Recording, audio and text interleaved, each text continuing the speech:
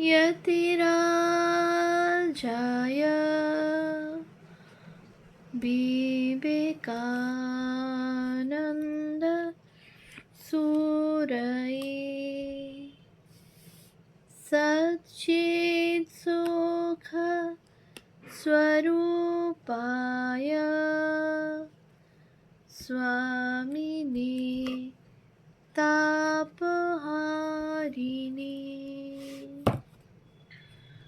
উদ্বোধন ১২৫ স্মরণে মননে বিশ্লেষণে গ্রন্থ থেকে পাঠ।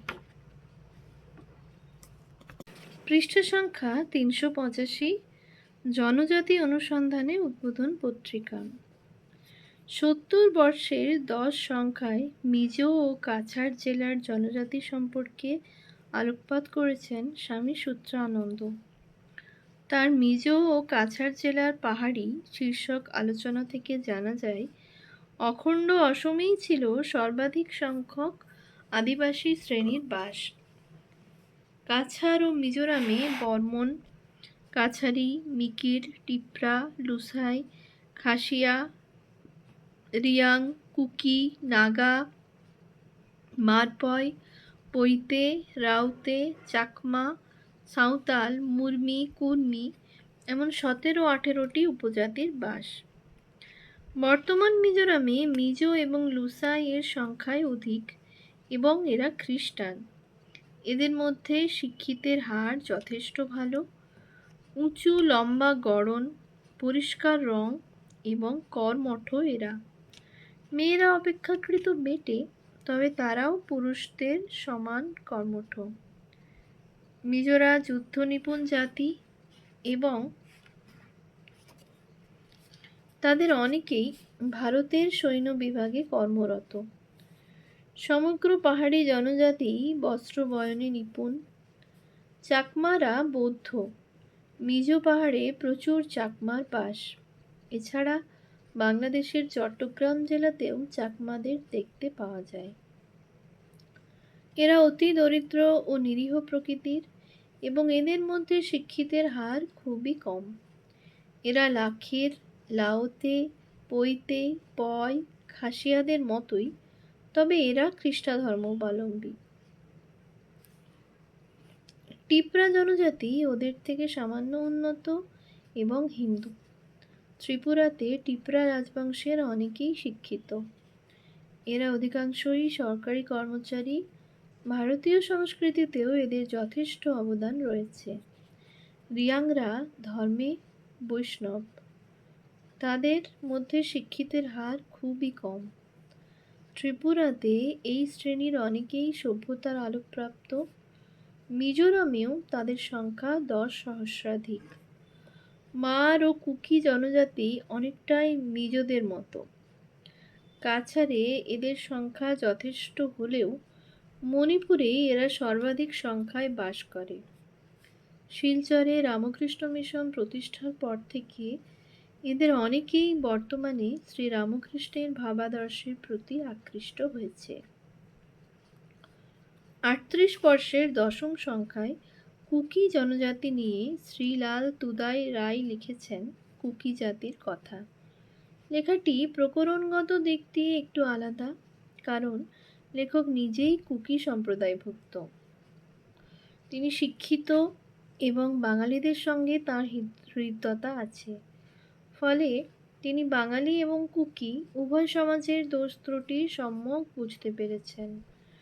কিভাবে এই দোষ ত্রুটি দূর করে সম্পর্ক মধুর করা যায় এবং তার ফলে দুটো সমাজই কিভাবে উপকৃত হতে পারে, সে বিষয়ে লেখক যুক্তিপূর্ণ ব্যাখ্যা দিয়েছেন।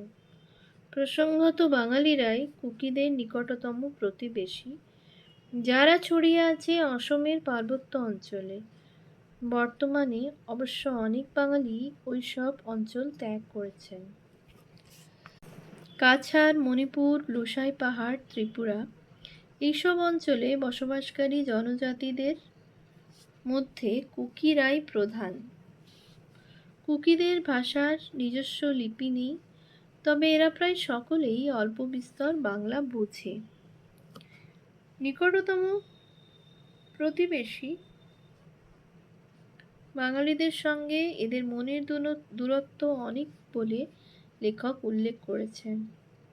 তুদাই রায় লিখেছেন, আমি দৃঢ়তার সহিত বলিতে পারি তিনি উভয় জাতির মধ্যে পরিচয় না থাকাতেই এই সকল কুধারণা পুষ্টি লাভ করিয়াছে। তথ্যসূত্র উদ্বোধন কার্তিক 1343 পৃষ্ঠা 875।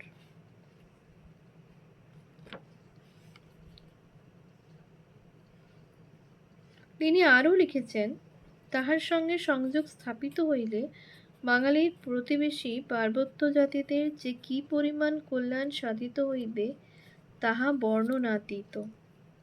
শক্তিতে নেহাত দুর্বল নহে, উদারতায় সহৃদয়তায় এই সকল অজ্ঞান মানবগুলিকে নিজেদের পার্শ্বে টানিয়া লইতে পারিলে বাঙালি জাতির কোনো প্রকার ক্ষতির কারণ নাই। তথ্যসূত্র উদ্বোধন কার্তিক 1343 পৃষ্ঠা 876। কুকিদের ঈশ্বর পাথিয়ান হলেও কুকিরা একাধিক দেবদেবীতে বিশ্বাসী। তারা মনে করে সব দেবদেবী পাথিয়ানের ভিন্ন ভিন্ন রূপ। কুকিরা বৈদিক ওং মন্ত্র উচ্চারণ, শিব, লক্ষ্মী, গঙ্গা, পৃথিবী ও চন্দ্রের পূজা করে। সব পুজোতেই তাদের অলিখিত নিজস্ব মন্ত্র আছে। লেখক সেই সব মন্ত্রের বাংলা অনুবাদও এখানে দিয়েছেন। 39 বর্ষের 11 সংখ্যায় স্বামী ত্যাগীশ্বরানন্দ নেংটা কুকির দেশে রচনায় ব্যক্ত করেছেন সুউচ্চ পাহাড়ে কুকিদের বস্তিতে যাওয়ার অভিজ্ঞতা। কুকিরা সবসময় হাতে একটা বড় দা রাখে, তাই যে কেউ দাধারী প্রায় নগ্ন বিশালদেহী পুরুষকে দেখলে বিস্মিত হয়ে ভিড়মি খেতে পারে। কোনো এক মুদি কুকিদের সঙ্গে স্বামী ত্যাগীশ্বরানন্দের পরিচয় করিয়ে দিলে তারা সমবেতভাবে মহারাজকে তাদের ভাষায় হার্দিক আমন্ত্রণ জানায়। স্বামী ত্যাগীশ্বরানন্দের বিবরণ থেকে জানা যায়, গাছের পাতা গেঁথে কোমরে খানিকটা ঝুলিয়ে রেখেছে। সর্বাঙ্গ একেবারে শূন্য। স্ত্রী পুরুষ উভয়েই ঐরূপ, কিন্তু শরীর সুস্থ সবল, হৃষ্টপুষ্ট, জোয়ান। খুব উঁচুও নয়, বেঁটেও নয়, মাঝামাঝি চেহারা। তথ্যসূত্র উদ্বোধন অগ্রহায়ণ 1334 পৃষ্ঠা 700। লেখক কুকিদের নির্ভীক সরল সাদাসিধা ব্যবহারে মুগ্ধ হয়েছেন। ওই প্রচণ্ড শীতেও তারা প্রায় নগ্ন দেহেই দিন রাত থাকে। তবে এরা খুব পরিষ্কার। এদের পেশা বনের গাছ ও বাঁশ কাটা এবং এইসব সামগ্রী লোকেদের কাছে বিক্রি করা। এছাড়া পাহাড়ের গায়ে ধান, তুলো, তিল, কুমড়ো, সর্ষে, কলা ইত্যাদির চাষ এরা করে।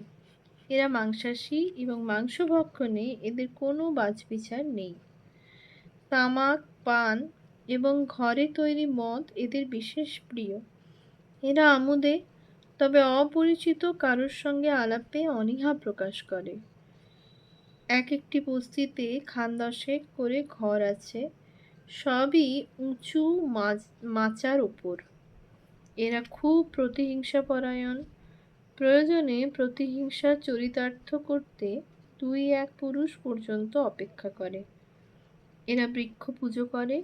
এদের দেহে যেমন কোনো আবরণ নেই, তেমনি অন্তরেও কোনো আবরণ নেই।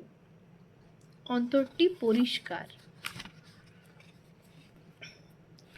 57 বর্ষের প্রথম সংখ্যায় অশোক চট্টোপাধ্যায়ের মেদ জাতি রচনাটিতে রয়েছে এই জনজাতির কথা।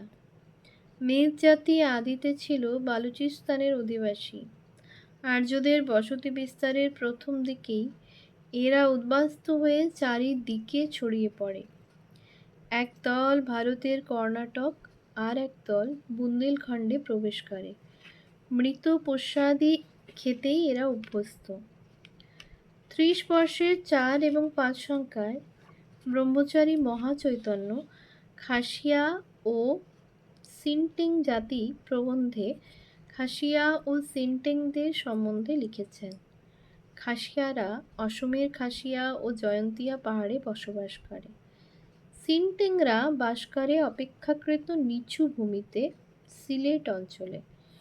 জয়ন্তিয়া পাহাড়ে নরটিয়াং গ্রামে দুর্গাপূজা হয়, অনেকটাই বাঙালিদের রীতিনীতি মেনে। এরা মূলত কৃষিজীবী।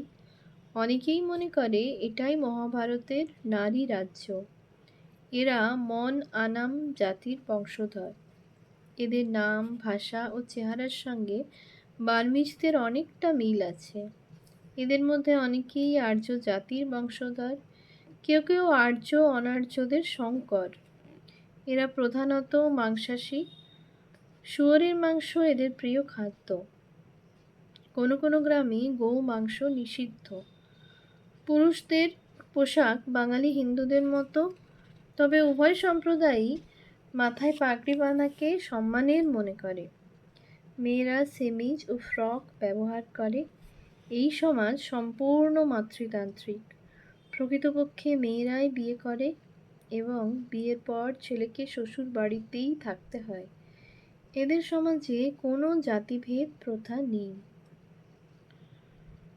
বাংলা ভাষার সঙ্গে এদের ভাষার অনেক শব্দের মিল আছে। লেখক মনে করেন বাঙালিরা অতি সহজে এদের ভাষা শিখে নিয়ে এদের সঙ্গে অন্তরঙ্গ হতে পারে। তাহলে এদের শিক্ষার অনেক সুবিধা হবে এবং বাঙালিদের সঙ্গে এদের মাঝে মধ্যে যে বৈরিতা দেখা যায় সেটি অন্তর্হিত হবে।